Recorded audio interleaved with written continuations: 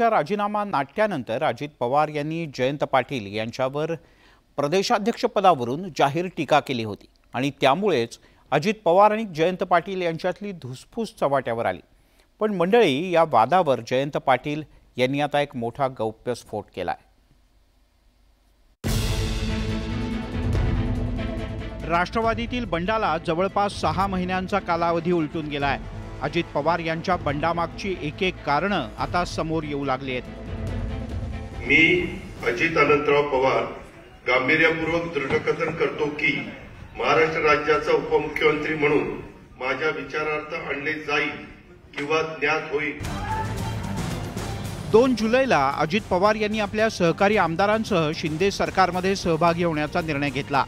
त्यानंतर राष्ट्रवादी काँग्रेसमध्ये उभी फूट पडली। पक्षातील जवळपास 43 आमदारांनी अजित पवार गटाची वाट धरली, तर अगदी मोजकेच आमदार आज शरद पवार यांच्यासोबत आहेत। राष्ट्रवादीतल्या या फुटीविषयी दोन्ही गटाकडून दावे प्रतिदावे केले जात आहेत।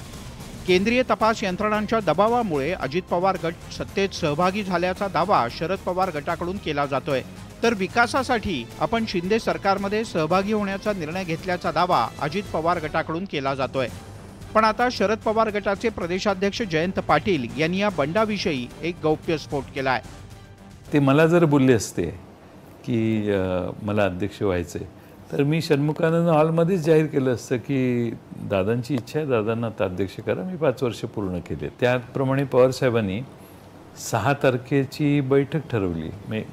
माझ्याऐवजी अजितदादांना करायचं वगैरे सगळ्या गोष्टी, इतर पदाधिकाऱ्यांच्या निवडींची। अचानकपणानं 2 तारखेला ही घटना झाली, त्यांनी वेगळं होण्याचा निर्णय झाला।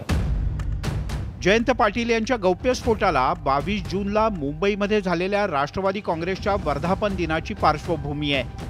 अजित पवार यांनी वर्धापन दिनाच्या कार्यक्रमात जयंत पाटील यांच्या प्रदेशाध्यक्ष पदावर आक्षेप घेतला होता।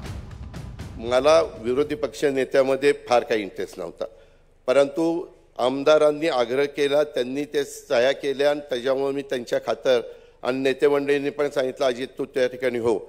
1 वर्ष मी विरोधी पक्ष नेतेपद सांभाळलेलं। ते सांभाळत असताना काहींचं म्हणणं तू कडक वागत नाही। आता म्हणलं काय त्यांची गचोरी धरू का काय करू, कडक वागत नाही म्हणजे काय अजून कळत नाही।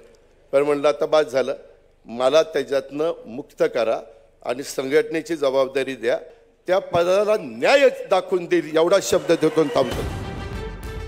या वक्तव्यामुळे अजित पवार यांना प्रदेशाध्यक्ष पदाचे वेध लागल्याची चर्चा रंगली होती। अजित पवार यांनी पक्षावर उघड नाराजी व्यक्त केली।